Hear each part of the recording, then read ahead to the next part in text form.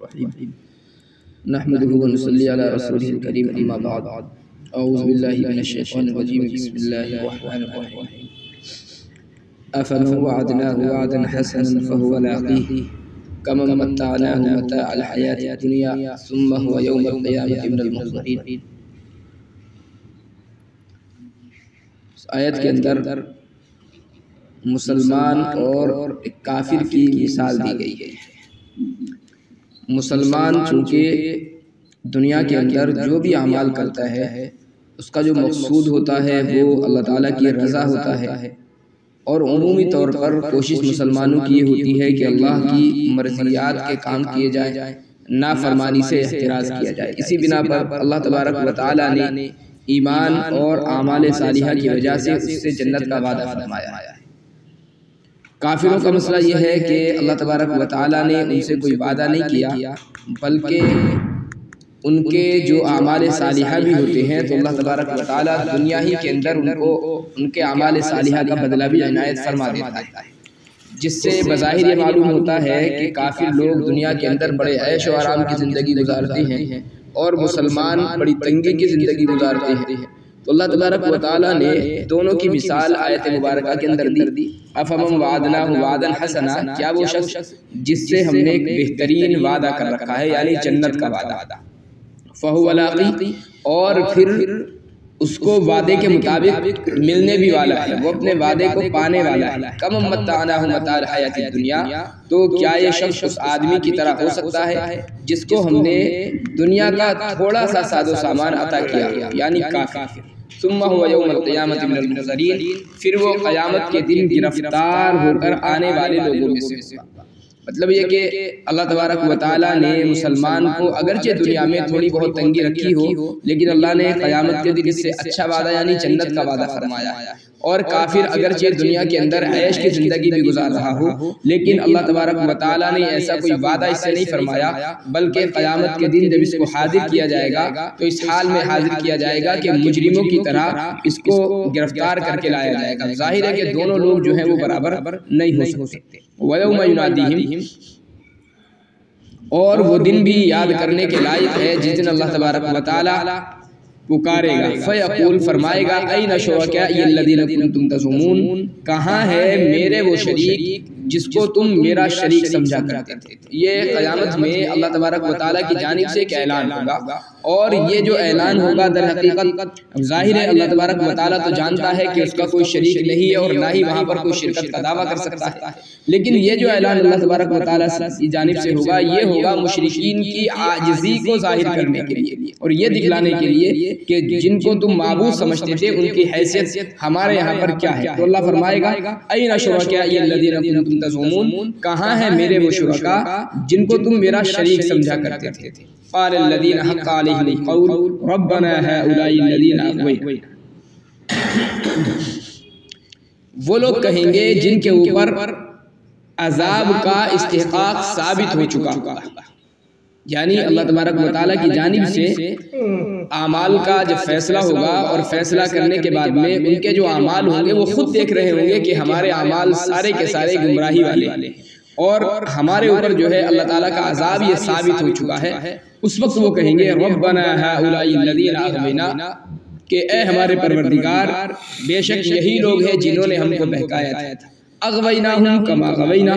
اور ہم نے ان کو بہکا دیا جیسا کہ ہم خود بہک گئے تھے۔ مطلب یہ کہ جیسے ہمارے اوپر کوئی جبر یا اکراہ کسی کا نہیں تھا، بس شیطان نے ہم کو تھوڑا سا ورغلایا اور ہم اپنے اختیار سے بہکتے چلے گئے، ایسا ہی ہم نے دوسرے لوگوں کو زبردستی دین سے ہٹایا نہیں ہے، زبردستی شرک کے راستے پر نہیں ڈالا ہے، بلکہ جیسے ہمیں سمجھایا گیا تھا ویسے ہی ہم نے ان کو سمجھایا، اور یہ اپنے اختیار سے پھر دین کے راستے کو چھوڑ کر کے بددینی کے راستے پر چلے۔ تبرأنا الیک، اے ہمارے رب ہم آپ کے دربار میں آپ کی جناب میں برات کا اظہار کرتے ہیں، ما کانوا ایانا یعبدون، یہ ہماری عبادت کیا ہی نہیں کرتے تھے۔ یہاں پر جو ہے بظاہر ایک اشکال ہوتا ہے کہ جب اللہ تبارک و تعالیٰ معبودوں کو بلائے گا اور دنیا کے اندر باقاعدہ ان کی عبادتیں بھی کی جاتی تھی، ایسا نہیں کہ عبادت نہیں ہوتی تھی، پھر یہ قیامت کے دن انکار کیسے کریں گے، جبکہ اللہ تبارک و تعالیٰ تو جانتا ہے کہ یہ لوگ عبادت کرتے تھے ان کی، تو پھر جو معبود ہوں گے آخر قیامت کے دن انکار کیسے کر سکتے ہیں؟ اس کا جواب یہ دیا گیا ہے کہ دراصل یہاں پر جو انکار ہے وہ محض اپنی عبادت کا انکار نہیں ہے، بلکہ مقصود ان کا یہ ہے کہ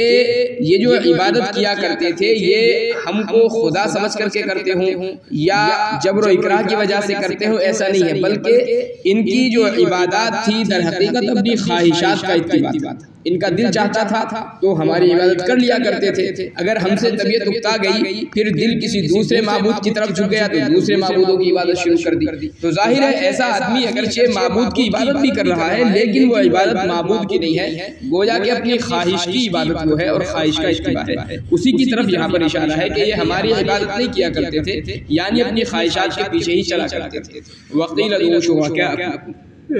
اور ان سے کہا جائے گا کہ اپنے شرکاء کو بلاؤ، فَدَعَوْهُمْ، یہ اپنے شرکاء کو بلائیں گے یعنی جن کو خدا کا شریک سمجھتے تھے، فَلَمْ يَسْتَجِيبُوا لَهُمْ، تو وہ شرکاء ان کا جواب نہیں دیں گے، سنیں گے تو لیکن چونکہ اللہ کے دربار ہوگا اور اللہ کے دربار کی وجہ سے وہ جواب نہیں دے پائیں گے، اور جواب دینے سے مراد یہ کہ ان کی مدد نہیں کریں گے۔ وَرَأَوُا الْعَذَابَ، اور وہ لوگ اپنے سامنے عذاب کو دیکھیں گے۔ لو انہم کانوا یہتدون، اور اس وقت یہ تمنا کر رہے ہوں گے کہ کاش یہ لوگ ہدایت پر، یعنی دنیا کے اندر جو کچھ بھی گمراہیاں ہوں گی وہ سب سامنے کھل کر کے آ جائیں گی، تو اس وقت یہ تمنا ہوگی کہ کاش ہم اپنے معبودوں کو چھوڑ کر کے اکیلے اللہ کی عبادت کرتے۔ وَيَوْمَ يُنَادِي، اور وہ وقت بھی یاد کرنے کے لائق ہے جس وقت اللہ تبارک و تعالی ان کو آواز لگائے گا، یعنی معلوم کرے گا، فَيَقُولُ، فرمائے گا، مَاذَا أَجَبْتُمُ الْمُرْسَلِينَ، تم نے میرے پیغمبروں کو کیا جواب دیا تھا، یعنی جب پیغمبر تمہارے پاس میری خبریں لے کر کے آئے، توحید کا اعلان لے کر کے آئے، تو تم نے کیا جواب دیا؟ فَعَمِيَتْ عَلَيْهِمُ الْأَنْبَاءُ،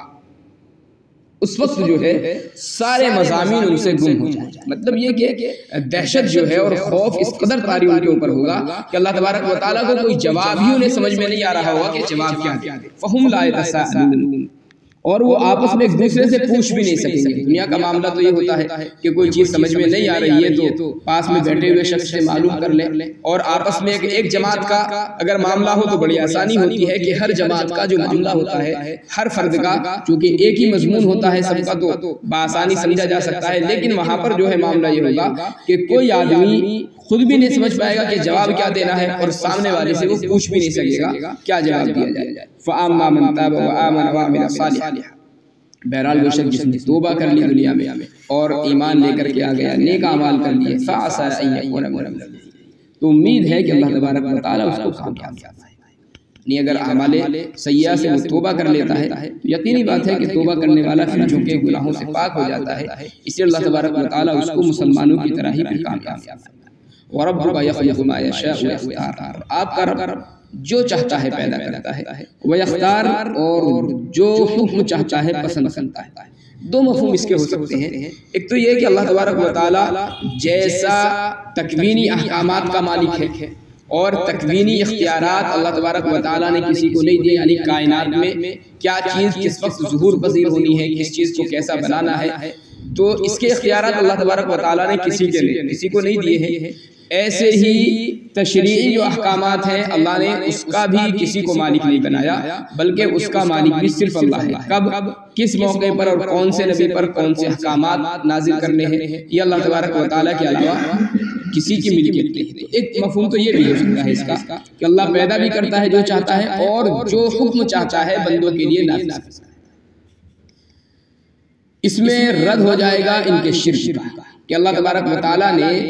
شرک کی دعوت نہیں دی ہے۔ اللہ اگر چاہتا تو تشریع جو احکامات ہیں ان میں سے ایک شرک بھی اللہ تبارک و تعالیٰ رکھ دیتا اور یہ فرما دیتا کہ میری عبادت کرنی ہے، میرے علاوہ دوسروں کی عبادت کرنی ہے، لیکن چونکہ اللہ تبارک و تعالیٰ نے یہ حکم نازل نہیں فرمایا، اس لیے اب کسی کے پاس بندوں میں سے یہ اختیار نہیں ہے کہ وہ اللہ تبارک و تعالیٰ کے ساتھ شرک کرے۔ ایک مفہوم اس کا یہ ہو سکتا ہے کہ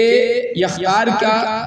جو تعلق ہو وہ انبیاء علیہ السلام سے ہو۔ اب مفہوم یہ ہوگا کہ اللہ تبارک و تعالیٰ جس کو چاہتا ہے اپنے پیغامات بندوں تک پہنچانے کے لیے منتخب فرماتا ہے، یعنی جس کو چاہتا ہے نبی بناتا ہے۔ اس وقت جو ہے یہ جواب ہوگا کفار مکہ کی اس بات کا جو یہ کہا کرتے تھے کہ اگر اللہ تبارک و تعالیٰ کو نبی ہی بنانا ہوتا تو مکہ المکرمہ کا کوئی بڑا فرد ہونا چاہیے تھا، کوئی سردار قسم کا آدمی ہونا چاہیے تھا، یا طائف کا کوئی سردار